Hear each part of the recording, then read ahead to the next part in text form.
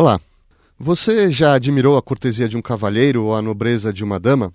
Já se emocionou com um romance pessoal ou ficcional? Se dirige às pessoas como senhor e senhora? Se sim, então você é tributário da cavalaria medieval.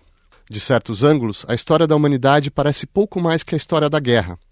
E entre nossos arquétipos de soldados de elite, dos míticos troianos aos seus herdeiros, os hoplitas espartanos e os centuriões romanos, passando por vikings, samurais, até os modernos G.I. Joes, o mais poderoso e encantador é o cavaleiro cristão. À época de seu florescimento, o Império Carolíngio se despedaçava, precipitando a Europa no estado da natureza de que falava Hobbes, a guerra de todos contra todos. E foi preciso criar um código de conduta para os combates entre irmãos na fé e no sangue. As cruzadas lhes deram uma unidade de propósito e as ordens de cavalaria consagradas pelo papado os libertaram do emaranhado de lealdades feudais para revelar suas virtudes mais elevadas, mas também sua mais brutal ambição. O ideal do soldado asceta foi sacramentado pelos menestréis nas canções de gesta, porém logo a lira dos trovadores provençais, ironicamente influenciada pelos árabes, celebraria um culto exótico, não originalmente latino, nem germânico e nem de todo cristão, o amor cortês.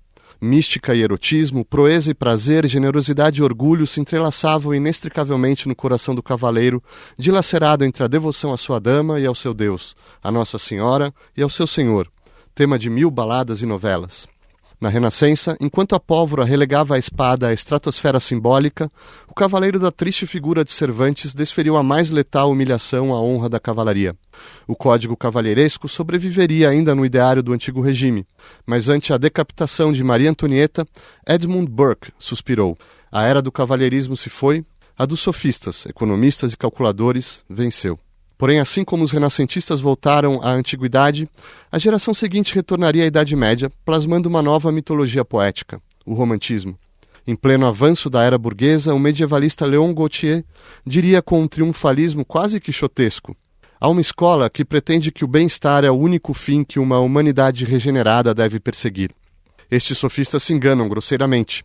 É o cavalheirismo que salva as nações e que é o seu aroma. E a cavalaria é o desdém por todos os pequenos confortos de uma vida amolecida e sem nervos. É o desprezo do sofrimento, é pôr em prática o antigo esto vir, seja homem. Para discutir a cavalaria convidamos Marcelo Cândido, professor de História Medieval na Universidade de São Paulo e autor de A Realeza Cristã na Alta Idade Média, Lênia Márcia Mongelli, professora de Literatura Medieval na Universidade de São Paulo e autora de Palmerim na Inglaterra, e Nery de Barros Almeida, professora de História Medieval da Universidade de Campinas e coordenadora do núcleo Unicamp do Laboratório de Estudos Medievais. Marcelo, você pode nos introduzir ao universo feudal logo após o esfacelamento do Império Carolíngio e como as classes ou as categorias guerreiras estão inseridas nessa mecânica social? Claro. Após a desagregação do Império Carolíngio, a situação política da Europa muda radicalmente. Ao invés de uma unidade política, a gente passa a uma situação de fragmentação. E nessa fragmentação, as elites, a aristocracia desempenha um papel fundamental. Elas passam a exercer, a nível local, as atribuições que antes eram atribuições do imperador carolíngio, e isso faz com que esses grupos locais tenham um poder bastante grande sobre os camponeses, sobre as populações dessas regiões. Para exercer o controle militar a nível local, esses senhores, então, recrutam cavaleiros, recrutam aqueles que são parte de uma elite militar e armam esses indivíduos com as mais caras armas e as técnicas militares mais arrojadas. E é nesse momento, em torno do ano 1000, que se dá então a emergência da cavalaria como um grupo social próximo da aristocracia. Nem todos são aristocratas. Sabemos que parte dessa cavalaria é oriunda de um campesinato mais abastado. Mas ao longo dos séculos XI e XII, esses cavaleiros ascendem à nobreza, graças, sobretudo, a essa inclusão como parte de um grupo de elite militar a serviço da aristocracia. Mas o que difere nesse momento? Quer dizer, se a gente já pode encontrar diferenças, a guerra existe desde sempre, existem soldados. O que difere exatamente esses cavaleiros nesses inícios do que a gente conhecia até então? A questão fundamental é a normatização da guerra. Uma das preocupações maiores dos poderes públicos durante e após a desagregação do Império Carolíngio é o controle da atividade guerreira. E a Europa do ano 1000 é uma Europa bastante marcada por conflitos internos no interior da aristocracia. Então, a cavalaria ela surge não apenas como um grupo social, ela é não apenas um grupo sociologicamente falando de pessoas voltadas para a atividade militar, mas também constitui um ideal de comportamento guerreiro. Me parece que o elemento essencial, sobretudo após a desagregação do Império Carolíngio, está em tornar esse comportamento guerreiro parte de um conjunto de regras que são inspiradas pela Igreja, que são inspiradas também por setores laicos que querem reformar a sociedade. Então a cavalaria ela é um elemento complexo, ela é um fenômeno bastante complexo. Nós não estamos lidando apenas com um grupo social que pode ser identificado nos textos, na arqueologia. Estamos falando de um ideal de vida social que esses indivíduos encarnam. Nery, a gente pode ter uma ideia de como eles encarnam esse ideal? Quer dizer, como as características das guerras feudais, como esse código estava sendo praticado exatamente na prática, digamos assim? Essa pergunta é muito importante porque ela leva a gente à procuração de um problema, que é quando surge a cavalaria, e esse quando precisa que a gente tenha clareza de quais são os elementos que acreditamos a caracterizem. E aí nós temos um problema, porque seria o surgimento desse novo tipo de guerreiro, que é o guerreiro que se caracteriza por combater a cavalo.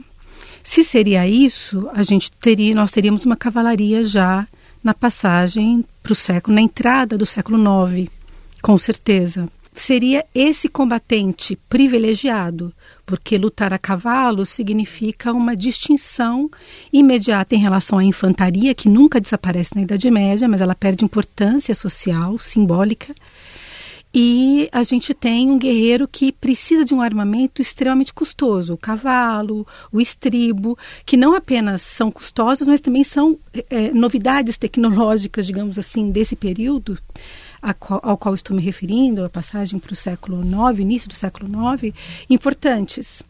Então, a gente tem uma pessoa que é incluída num grupo que luta de uma determinada maneira e que tem uma distinção não apenas por ser indicada para sair de uma infantaria e entrar nesse outro grupo, mas também que recebe recursos para manter o cavalo, ter o cavalo, mantê-lo e também para equipá-lo e ter as suas próprias armas. Então, o elmo, o escudo, a cota de malhas é muito simples, mas é um ornamento específico, porque estar a cavalo demanda uma certa um tipo específico de indumentária. Bom, se é isso, então a gente está falando de algo bem recuado no tempo. Se são as relações de inclusão numa classe específica, a gente pode estar falando do adubamento, a gente está incluindo um elemento nessa equação que tem uma outra temporalidade. O adubamento, só para esclarecer, é a consagração do... É um ritual que uhum. passa por diferentes momentos de constituição. Ele pode ser muito simples ou muito complexo, dependendo do período, mas que inicialmente é muito simples, que sinaliza simbolicamente a entrada da pessoa na cavalaria. Pode ser um tapa no ombro, por exemplo, ou pode ser uma cerimônia que passa por dentro da igreja, num espaço sagrado, onde a pessoa tem que fazer votos, fazer uma noite de velada na capela, etc. Essas mudanças todas vão acontecendo, e esse adubamento que a gente tem em mente, que corresponde um pouco a essa visão romântica da cavalaria, ele existe, ele se torna relevante, digamos assim, e mais elaborado como uma cerimônia no século XII. Então é uma coisa bem tardia. Então são várias camadas de informações que, na nossa visão atual da cavalaria, estão juntas, plasmadas numa imagem única, mas historicamente elas vão se incluindo nesse perfil ao longo de diferentes épocas. Então, essa cavalaria virtuosa, que chega a ser pia, como você se referiu a princípio, e bastante matizada por dados de espiritualidade, ela também é temporalmente estabelecida. Ela surge lá também pela altura do século XII. Então, a gente tem uma cavalaria idealizada na própria Idade Média, já no século XII, na literatura, mas temos também nesse mesmo contexto de idealização, práticas mais antigas relativas à violência guerreira e à maneira como a aristocracia luta e como ela vive. Há alguns autores, inclusive, que acreditam que se forçou demais a distinção entre esses dois aspectos e que elementos de disciplinamento, como o Marcelo falou há pouco, de normatização, que não apenas no sentido do lutar, mas normatização de uma conduta fora de combate, menos virulenta, menos agressiva, já existiam antes do surgimento dessa cortesia com a qual a cavalaria é identificada normalmente na representação que as pessoas dela fazem hoje. E a gente pode ilustrar isso, Márcia, esses códigos aí em seus primórdios, que a gente está falando do século IX, X, XI ainda.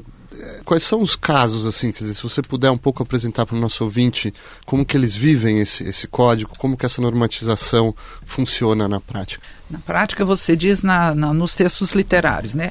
Eu acho uma pergunta muito, muito boa essa sua, pelo seguinte, talvez até vá aqui, já que nós nos endereçamos ao grande público, talvez vá aqui uma lição à moçada de hoje em dia que fica estudando o século XIX e XX e acha que não tem que recuar às origens. Esse conselho vai no sentido de suscitar a eles que leiam esses textos, essas fontes, essas novelas de cavalaria, porque elas são, na verdade, uma representação dessa realidade, né? Então, por exemplo, a Nery falou, e o Marcelo também, de momentos na história da cultura onde essa cavalaria age de uma determinada forma. Ela tem um comportamento no século VIII, por exemplo, é muito importante, os dois colocaram aí, por exemplo, a chegada dos árabes. A noção do cavalo, a importância do cavalo que a Nery falou agora, vem muito incrementada, vem muito acrescentada com a entrada dos árabes, que eram exímios cavaleiros, e com isso até o preço do cavalo também se elevou, foi lá nas alturas, por isso que o custo, como ela disse, de toda a indumentária do cavaleiro é muito alto. Mas o que eu ia dizer é o seguinte, para falar, na verdade, dos textos literários que representam essa cultura, a gente tem que ir lá na longa duração. Porque se nós quisermos ser bem precisos, nós temos que remontar ao Homero para entender uma coisa fundamental, a meu ver, em se tratando do texto cavaleiresco de ficção, que é o meu caso, né? Que é o seguinte, toda essa literatura é épica. O conceito de épico, o conceito de epopeia, é muito anterior à era cristã. Está lá no Homero, século XVI a.C. O que há são essas modificações a que ela se referiu, e ele também, paulatinas, né? O que mostra que o texto literário só existe em absoluta interação e relação direta com a história, né? E se nós quisermos entender toda essa evolução, a gente tem que entender que o épico em Ulisses, na Odisseia, o épico na Eneida é uma coisa, o épico na Canção de Gesta é outra, e o épico nas novelas de cavalaria é outra. Agora, antes da gente chegar na Canção de Gesta, justamente século XI, quais eram os arquétipos, os ideais que estavam ali à disposição anteriormente a isso, antes da cavalaria produzir a sua própria forma literária? Sim. Um arquétipo fundamental, decisivo, a noção de herói. E herói é aquele que, mesmo sendo hiper-humano, né, ou divindade, como eram os heróis antigos, o herói é aquele que está acima do bem e do mal, é aquele que vence o quê? A guerra. Portanto, essa relação entre heroísmo e guerra, que vai de Homero ao Wasteland, de T.S. Eliot, é uma constante que, se o sujeito quiser entender a cavalaria, ele é obrigado a perseguir.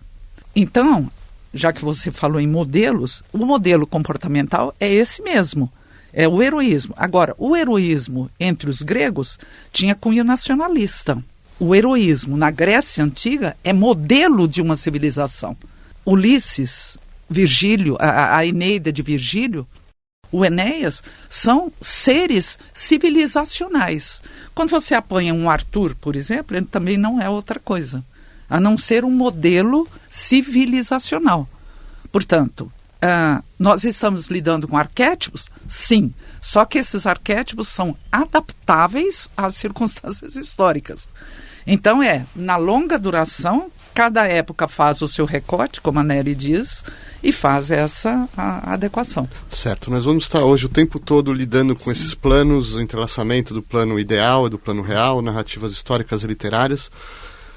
Marcelo, voltando ao campo histórico, você já mencionou a igreja e no século XI é lançada a Primeira Cruzada. Então, o que isso vai mudar no cenário? O que acontece ali? A posição da igreja em relação à cavalaria é uma posição bastante ambígua. Por um lado, ela promove o ideal cavalheiresco, mas por outro, por exemplo, combate a prática dos torneios, que alguns autores da igreja consideram como uma violência inconcebível e ilegítima entre cristãos. Então, todo o esforço da igreja, desde o final da época carolíngia, desde o final, o ocaso do Império Carolíngio, é em transformar essa violência, em colocar essa violência guerreira a serviço de certos ideais. A noção de cruzada, ela vem a calhar. A convocação que faz o Urbano II no final do século XI, que não é chamada de cruzada, o termo cruzada aparece no século XIII apenas, mas essa convocação que ele faz para a peregrinação a Jerusalém é algo que transforma profundamente o sentido da cavalaria e a prática cavalheiresca. É uma forma de pegar essa violência interna e desviá-la para outro foco. No discurso de Urbano II, a peregrinação a Jerusalém aparece como uma guerra defensiva. É preciso proteger os cristãos do Oriente que estão oprimidos. E isso casa perfeitamente com o ideal cavalheiresco do indivíduo que protege os seus. É uma guerra ofensiva também. As cruzadas, elas constituem uma guerra ofensiva, mas ao mesmo tempo, elas, no seu desenrolar, repetem esse esquema promovido pela igreja e adotado pela cavalaria, no qual a guerra se faz segundo certas regras. Nesse sentido, a guerra praticada pela cavalaria, que alguns chamam de guerra feudal, não é a guerra total do século XX, de forma alguma. É uma guerra que tem por objetivo não suprimir a violência, mas é uma guerra que tem por objetivo diminuir ao máximo as perdas em homens e em material e maximizar os ganhos. Por exemplo, a prática do cerco, ao invés do afrontamento em campo aberto, que é privilegiado, ou ainda os pedidos de resgate, sequestros e pedidos de resgate, que são uma forma de acumulação de recursos. Então, a chamada guerra feudal, ela se enquadra perfeitamente com o ideal e com a prática cavalheiresca na medida em que ela supõe o exercício da guerra através de certos princípios, através de certas regras. Isso, sem dúvida, vai no sentido daquilo que a igreja pretende, ou pretendia. Mas é óbvio também que no seu desenrolar, esses combates, essa guerra e as próprias cruzadas acabam escapando do controle daquilo que a mensagem inicial do Urbano pretendia.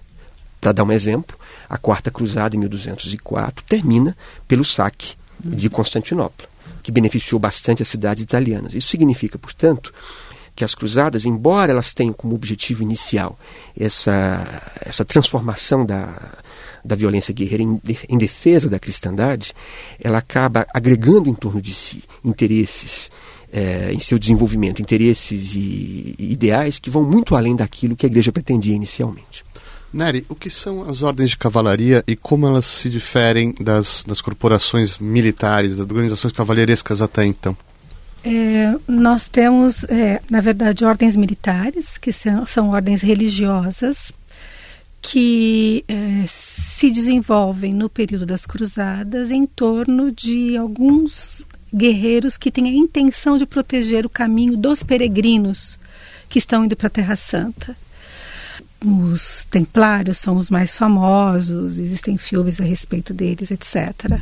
E as ordens de cavalaria são ordens propriamente de cavaleiros e que surgem bastante tardiamente, né? As ordens, como nós falamos de cruzadas no primeiro caso, das ordens militares, elas surgem no século XII. No caso das ordens militares, elas são bem tardias, são do século XIV e já se colocam num contexto bastante diferente da sociedade cortesã que a gente estava discutindo há pouco do século XII. Então, no século XIV, a gente tem reis, sobretudo na França e na Inglaterra, e sobretudo na França, se pensarmos que logo depois das derrotas na Guerra dos 100 Anos surge uma das ordens de cavalaria mais importantes, a gente percebe nesse caso que é uma tentativa do monarca de resgatar um prestígio que os cavaleiros já estão vendo bastante debilitado. É um tipo de criação relativo a um contexto que eu diria já de profunda transformação da cavalaria, em que ela está bastante, digamos, a sua imagem está bastante colada na imagem do monarca. Certo. Eu vou te interromper porque a gente vai retornar a isso. Mas posso acrescentar uma por coisa? Favor, já que se disse Márcia. Que pode. Essa ideia que ela falou agora e que o Marcelo tinha falado também da ambiguidade dessas ordens de cavalaria, isso vai estar presente como uma pedra de toque nos textos literários, né, nos textos de ficção. Mas se a gente apanha, por exemplo, um livro como o Livro da Ordem de Cavalaria do Raimundo Lúlio, que é já do século XIII, né? Ali você tem o retrato exato dessa mistura a que ela se referiu, a que eles se referiram. De um lado, o intuito militar, a educação do cavaleiro para a guerra, e de outro lado, a sua espiritualização, né? A sua educação ética. Tanto que vai colidir depois, logo, esse modelo de uma cavalaria como aqui é expressa no Livro da Ordem. Atenção que o livro se chama Livro da Ordem de Cavalaria, do Raimundo Lúlio. Esse vai explodir depois nos livros que são os Espelho de Príncipes, que são a educação dos monarcas, né? Portanto, simultaneamente o ideal guerreiro e um ideal ético, espiritualizante, etc. Nery? Um exemplo bom dessas contradições vem das próprias cruzadas, né? A gente tem um relato absolutamente pavoroso da tomada de Jerusalém no final do século XI, com os relatos dizem que os cavalos tinham sangue até o meio das suas patas, né?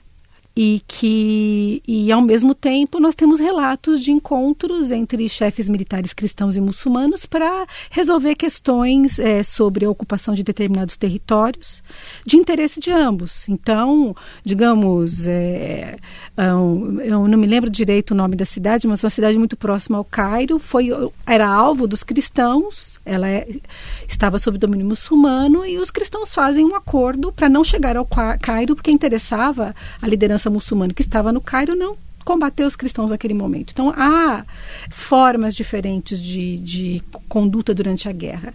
Não é apenas o exercício da violência como um exercício de valor, porque aquilo é a defesa da cristandade no contexto cruzadístico, digamos assim.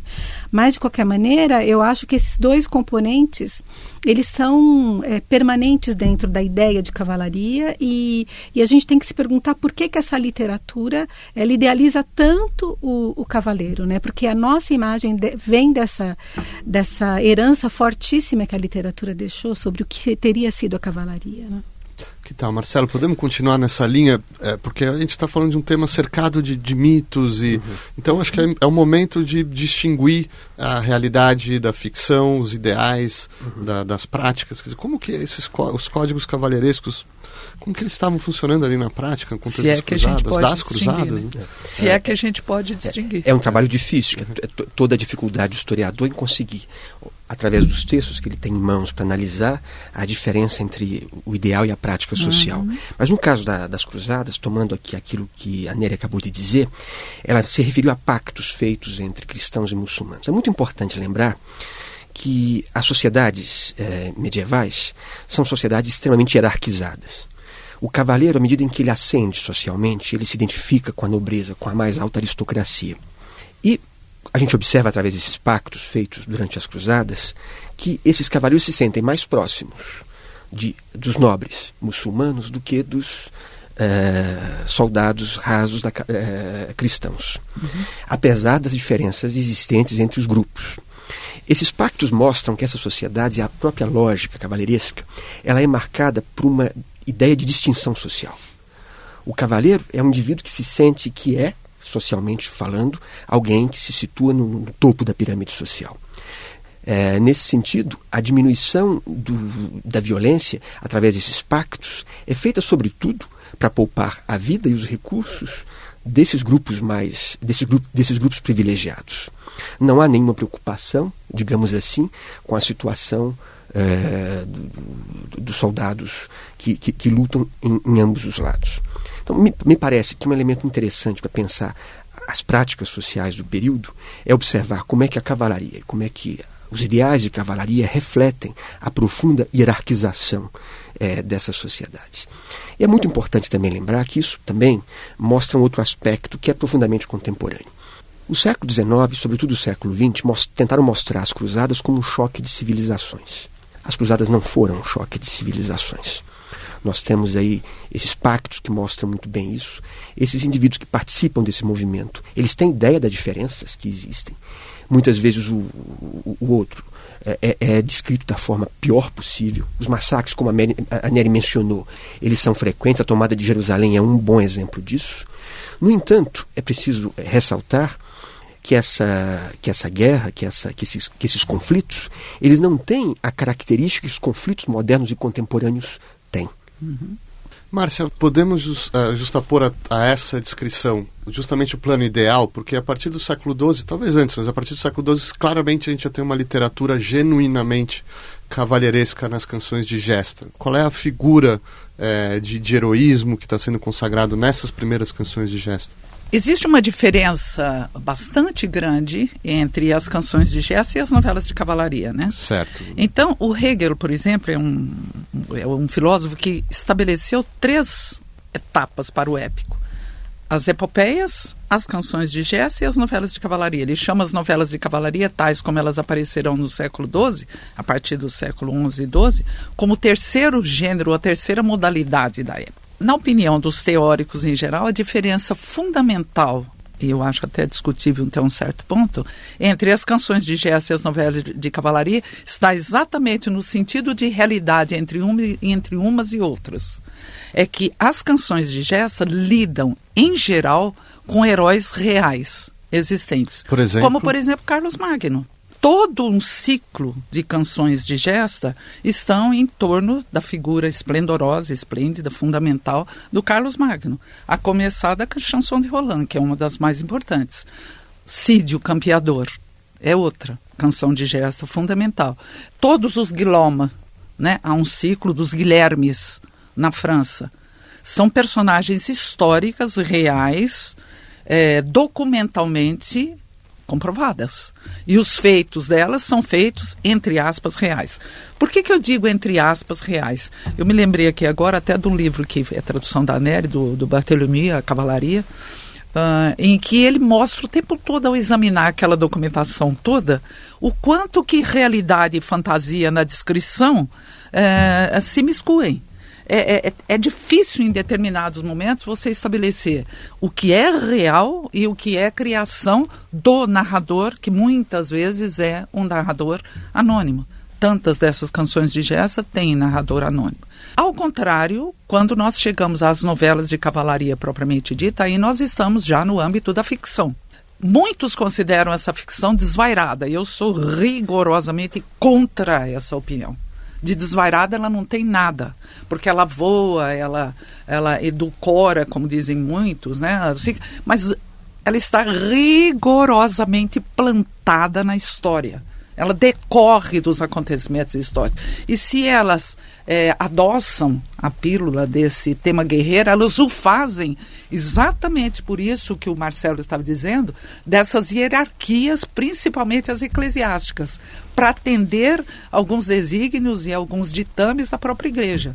Haja vista que uma das regras mais importantes para essa noção de cavalaria é dada por São Bernardo de Claraval, lá no seu texto fundamental, que ele fez exatamente em função de ordens religiosas, em função de Cister, é uma ordenação para Cister, e ele legisla acerca do cavaleiro. É dele a expressão tão fundamental para esse tipo de texto no século XII, que é a noção do herói militar, do monge guerreiro. Você quer uma coisa, como eles estão dizendo, os dois, o tempo todo, e eles são historiadores, uma coisa tão aparentemente contraditória como monge guerreiro, só não é totalmente contraditório porque a Bíblia está carregada, e a Bíblia é o documento-chave, né, para a sociedade cristã. A Bíblia está carregada dessa imagem do combate espiritual, da psicomaquia. A psicomaquia nada mais é do que o combate espiritual. Quem é Galás? Galás é o sergente, é o servo, é o empregado, é o guerreiro de Cristo.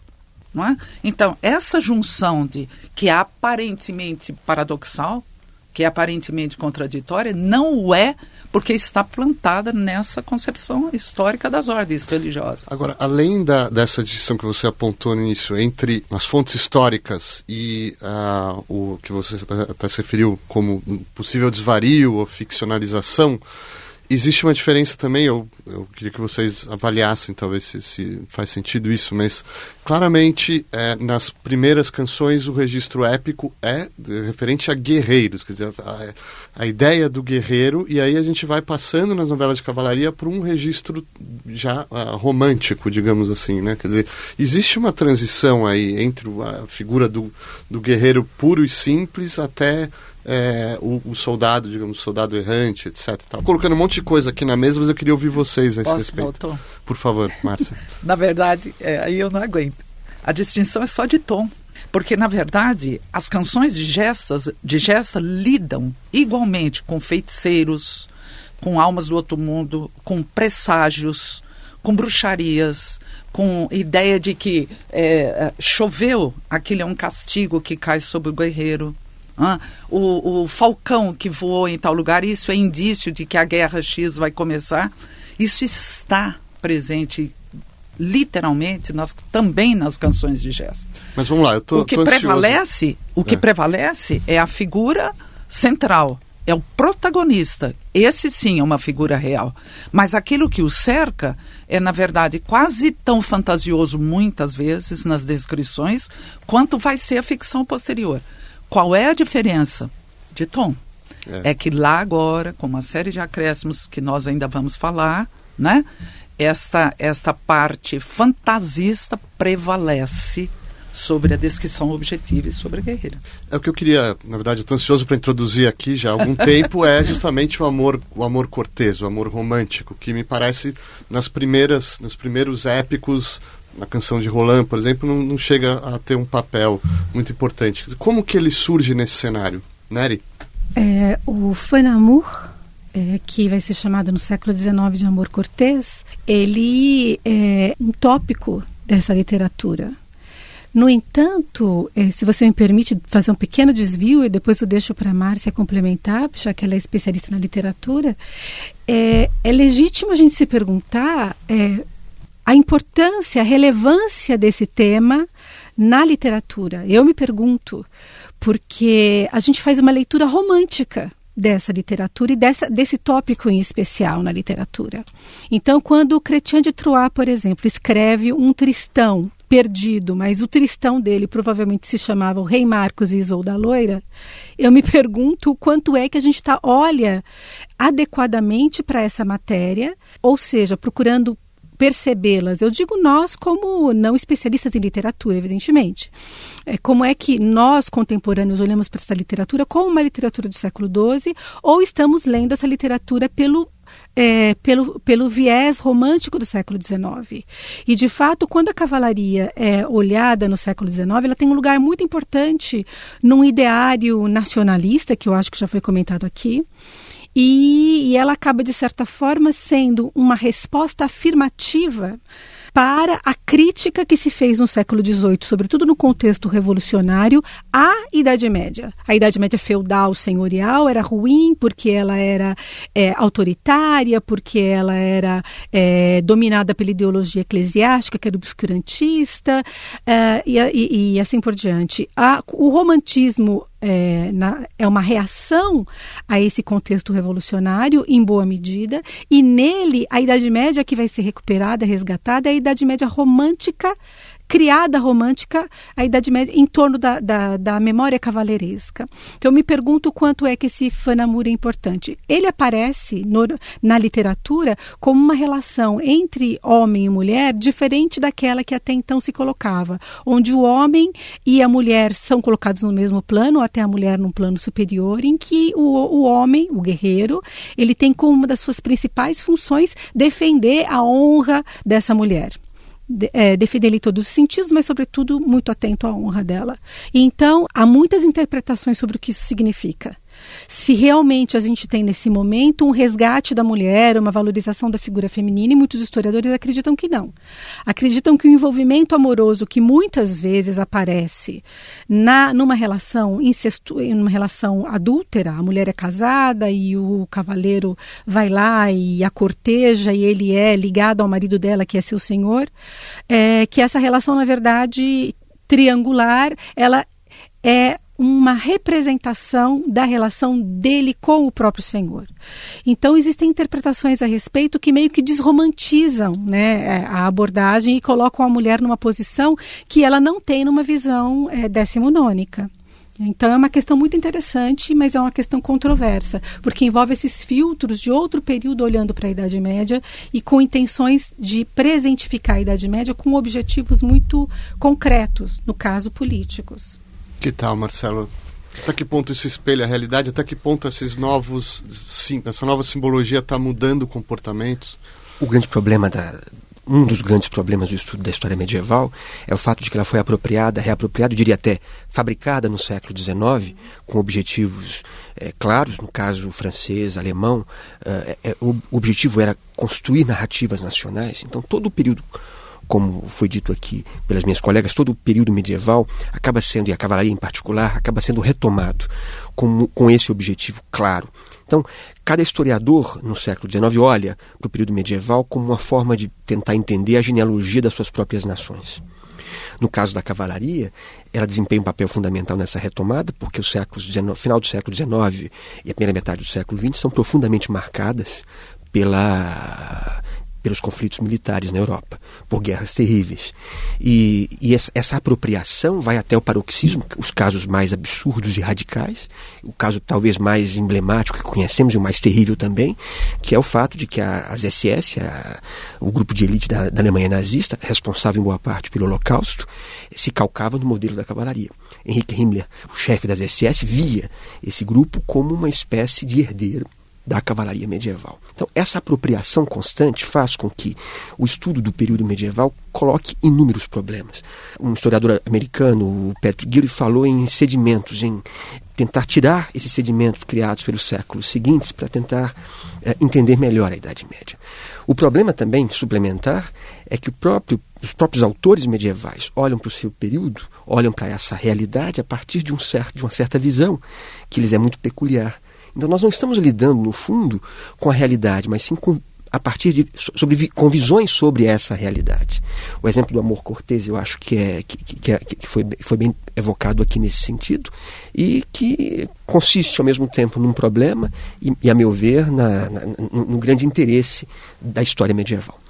Se você me permite, eu gostaria de acrescentar também, Marcelo, que essa literatura, ela é produzida, a gente olha para a Idade Média como a Idade Média, a gente não faz distinção de espaço, de tempo, é uma visão em bloco na representação contemporânea da Idade Média.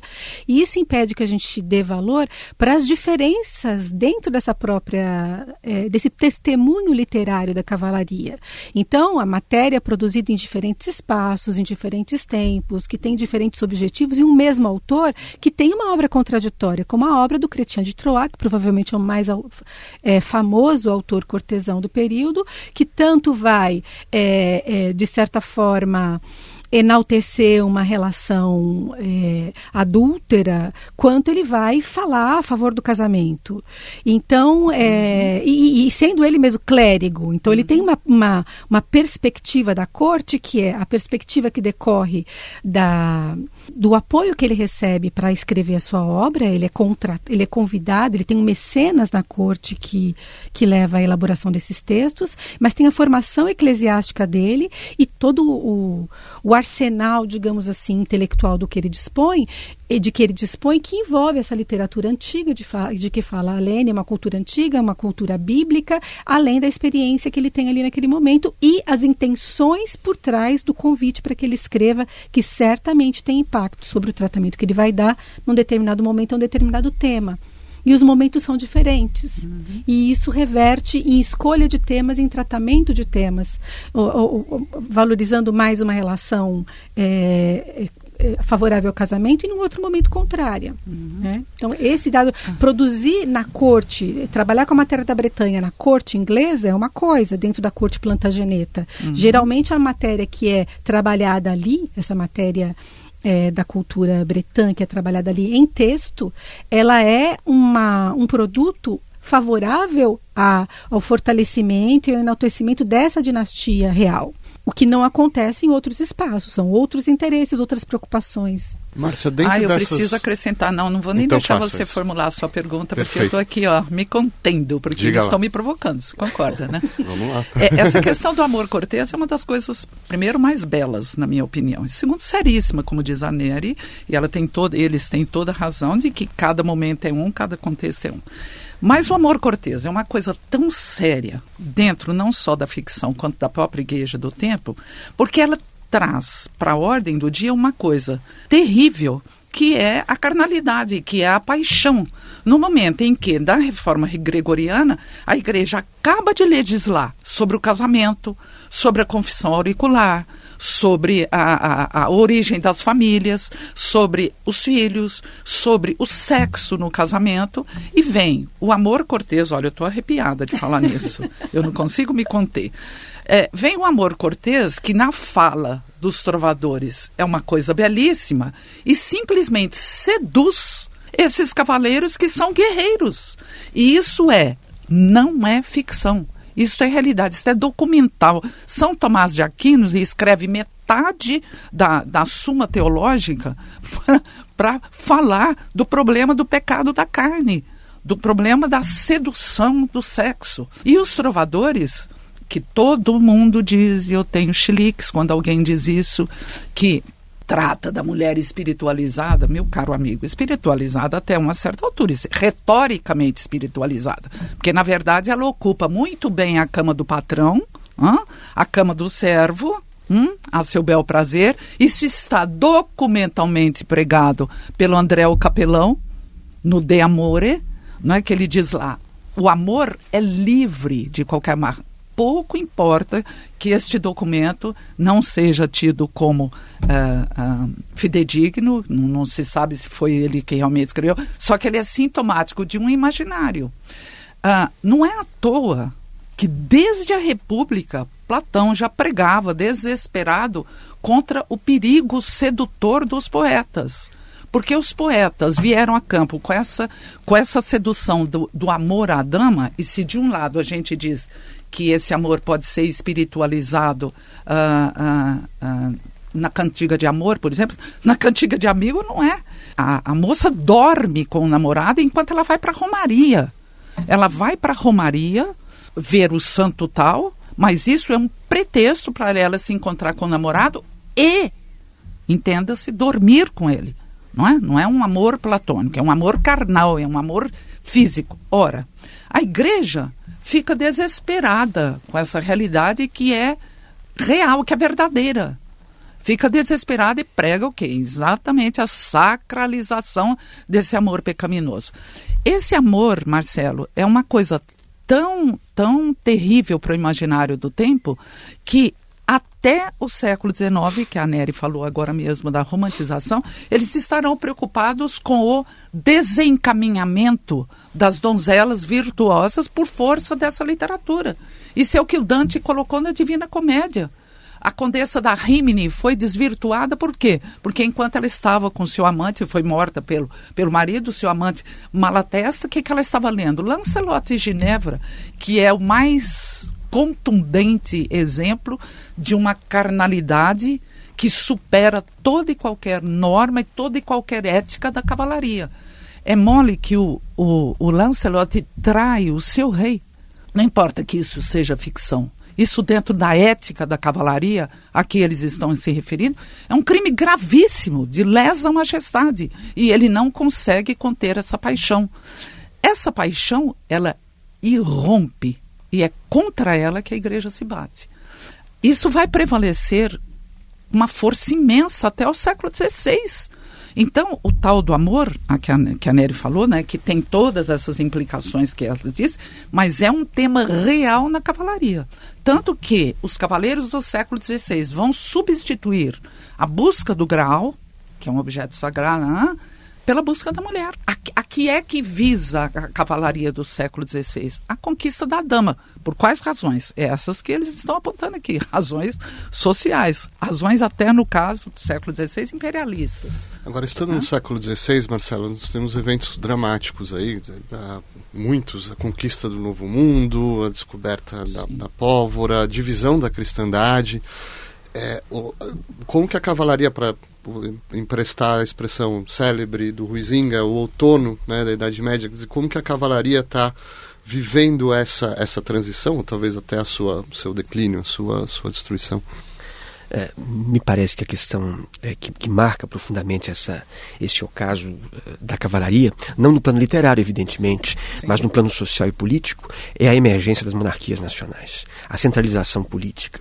O fato, e é interessante notar o quanto as ordens criadas pelos reis no final do século XIV, no século XV, têm por objetivo, essas ordens de cavalaria, trazer para perto do poder real esses cavaleiros. Então, as sociedades de corte que se constituem no início da época moderna, elas são o resultado da domesticação da cavalaria. E mais do que isso, do controle por parte dos poderes centrais desses atores mais ou menos livres, autônomos, que passam a servir a esses estados em ascensão. Então, me parece que o grande vitorioso no final da Idade Média são os poderes centrais, são os poderes reais. São eles que, ao mesmo tempo, submetem não apenas a cavalaria, mas a aristocracia que se recusava a aceitar o poder real, mesmo jurando lealdade a ele. Nery, como que isso está mudando o tipo do homem, do indivíduo cortês, do indivíduo, o ideal mesmo de nobreza? Quer dizer, como que isso está se mutando nesse período? Eu estou pensando, a gente está passando do cavalheiro tipicamente medieval para o gentleman, para o homem galante, para o fidalgo, etc. e tal, né? Como que isso está acontecendo aí? Olha, acho difícil responder a sua pergunta, porque ela pressupõe uma coisa que existe e uma coisa que não existe. Uma que a cavalaria continue. Não continuou, ela acabou, né? Mas, de qualquer maneira, a sua pergunta ela tem a força ela demonstra a força que a cavalaria tem hoje ainda, né? Eu acho que você está preocupado muito com onde é que ela está, né? Onde é que... Porque... deixa eu ilustrar a pergunta. Você tem no século XVI livros como O Cortesão de Castiglione, que já é uma figura urbana, um tipo de corte bem diferente. O Príncipe de Maquiavel e, claro, o Dom Quixote. O que isso está exprimindo ali de transformações, né? Olha, até hoje existem cavaleiros, se você for pensar, né? Lá na corte, a rainha da Inglaterra pode fazer cavaleiros, e quando ela faz isso, ela está transmitindo, além de um título de prestígio, também um grupo de valores que são sedutores. O que eu acho interessante nisso é o quanto esses valores são sedutores para nós ainda e o que essa sedução significa. Se você me permite fugir um pouco da pergunta... enquanto a gente conversava aqui, eu estava pensando o quanto essa animação toda aqui da gente está relacionada com a nossa paixão contemporânea, né, pela cavalaria.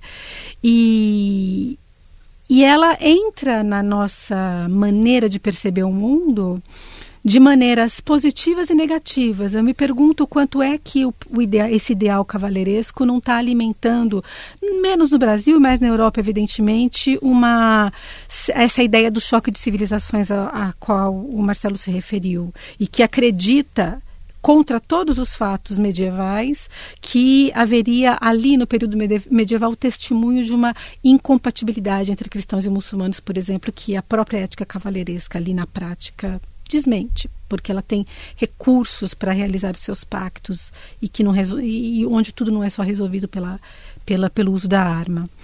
Por outro lado, a gente também tem uma atração muito grande por esses temas. Eu fico me perguntando, por exemplo, o quanto é que o mito do cavaleiro andante no cinema, que alimentou a tradição dos westerns, ele não é mais responsável pela importância que o western tem na cultura cinematográfica americana do que a própria história do oeste teve no momento, no século XIX, né, sobretudo no período posterior à Guerra Civil, né, que é de onde sai boa parte das histórias que viram os westerns depois.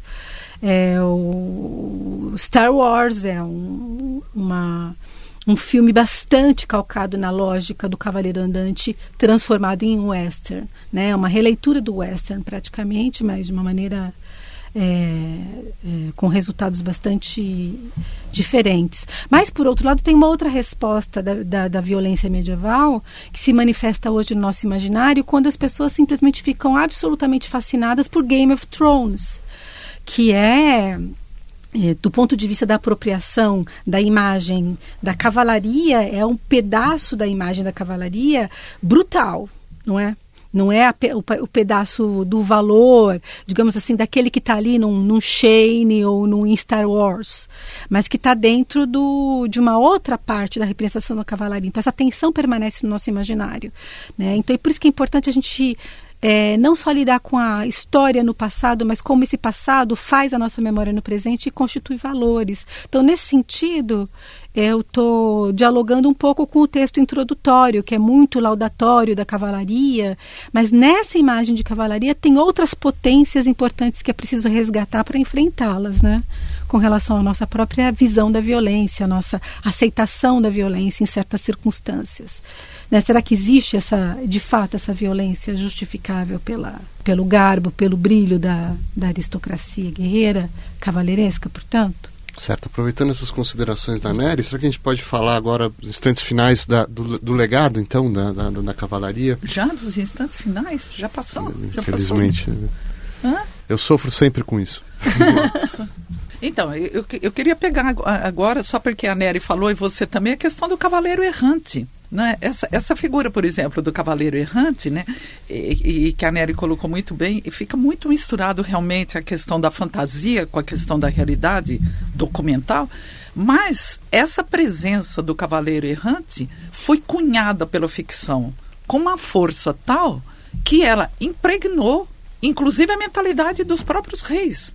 Eu estou pensando agora especificamente no Dom Sebastião, que foi para a Batalha de Alcácer Quibir munido, travestido da imagem do Galaaz, e deu no que deu, né? Ele tinha um pingo de guerreiros contra milhares de africanos, como dizem os alunos costumam brincar, que não sobrou nem o cavalo do Dom Sebastião. Não é? Isso é a força de penetração do quê? Da ficção. O que ele foi buscar lá? Ele foi buscar a cristianização, dentre outras coisas. Ele foi buscar enriquecimento, ele foi buscar o comércio ultramarino.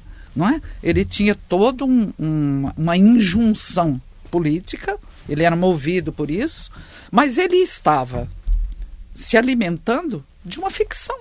Então, e essa ficção chega até hoje, esse tema do cavaleiro errante. Por exemplo, você tocou agora menos no Cervantes. Vou destruir aqui agora outra ficção. O Cervantes não mata a cavalaria. Mata essa cavalaria guerreira que a Nery falou, e ela tem razão, é que ela acaba mesmo no século XVI, não o imaginário dela. Porque todo o século XVII na Ibéria está assim, de novelas de cavalaria que vão até o XVIII. O pessoal de Alcalá de Henares, lá na Espanha, está publicando. Estão sendo publicados agora esses textos que estavam todos inéditos, de uma cavalaria vivíssima. Vamos para o Brasil? Quando a gente pega o Ariano Suassuna, aquela obra-prima que é a Pedra do Reino, o que o Ariano Suassuna fez com a Pedra do Reino? Adaptou todo o imaginário cavaleiresco do cavaleiro errante. O seu quaderno nada mais é do que um cavaleiro errante. Errando por onde? Pelos sertões nordestinos, a míngua. O que é o wasteland? Que coisa mais deslumbrante. Ele passa por uma terra devastada, cujo modelo é o rei pescador, que está lá no século XII, atrás do quê? De um graal. O que é o graal no contexto que a Nery muito bem diz? Água. Falta água naquela terra devastada, falta a seca. É a mesma coisa que procura o Ariano Suassuna. Então é uma imagem que vai sendo romantizada, que vai sendo adaptada, mas que está, sim, rigorosamente plantada numa determinada época, a do século XVI, inclusive. O Marcelo Cândido, que está vivo e que está morto na cavalaria. Me parece que o principal legado é a ideia de guerra justa. E é algo bastante contemporâneo, sobretudo porque quando a gente observa, nos últimos anos, sobretudo depois do impacto da Segunda Guerra Mundial, com a tragédia em termos humanos que foi, há um fenômeno interessante, sobretudo quando a gente observa a guerra no Iraque em 2003. Todo o discurso norte-americano naquele momento tentava justificar a intervenção no Iraque em nome de um princípio de justiça, a democracia, a não proliferação de armas nucleares, etc. Então, me parece que um legado importante no plano ideológico é essa ideia de que a guerra, em certas circunstâncias e para atingir certos objetivos, ela seria justa. Claro que nós estamos falando aí de uma apropriação, de uma reapropriação, de uma reconstrução, que não tem relação direta com a cavalaria. No entanto, eu considero que essa ideia da guerra justa ela é o principal legado da relação entre a igreja e a cavalaria. Em que circunstâncias essa noção de guerra justa aparece? Ela aparece, como, em primeiro lugar, pela definição do que é a guerra injusta. A guerra entre cristãos. Portanto, a guerra contra o outro, ela seria uma guerra justa. Me parece que aqui, evidentemente, nós podemos tecer várias considerações sobre a maneira imoral ou ilegal como esse princípio foi aplicado, como esse princípio vem sendo aplicado. A questão não é essa. A questão é destacar o quanto o nosso mundo é herdeiro desse princípio, me parece profundamente cavalheiresco, de que o combate, em certas circunstâncias, seria um combate legítimo. Parece que isso é algo que está, sem dúvida nenhuma, presente. Da mesma forma como as democracias ocidentais, quando elas lançam os seus combates, a Primeira Guerra do Golfo é um bom exemplo, tentam convencer as suas opiniões públicas de que o combate a guerra provoca poucos efeitos colaterais, são operações cirúrgicas. Então aí também há um eco da ideia da guerra feudal, de que é uma guerra com poucos danos, exatamente. Estamos aí, evidentemente, no plano da construção ideológica, em que você precisa convencer as pessoas de que certas guerras são legítimas. E eu insisto nesse ponto. Depois das imensas tragédias humanas do século XX, essa é, sem dúvida nenhuma, uma grande dificuldade. Dito isso, evidentemente que eu não coloco em xeque o fato de que a guerra contra o nazismo era uma guerra justa. Sem dúvida nenhuma que era. Agora, a questão é como é que nós, hoje, contemporaneamente, lidamos com isso, como é que nós fazemos face a essa. Então vai ficar essa questão para o ouvinte. Obrigado, Marcelo Cândido, Lênia Márcia Mongelli, obrigado, Nery de Barros Almeida, e até a nossa próxima edição.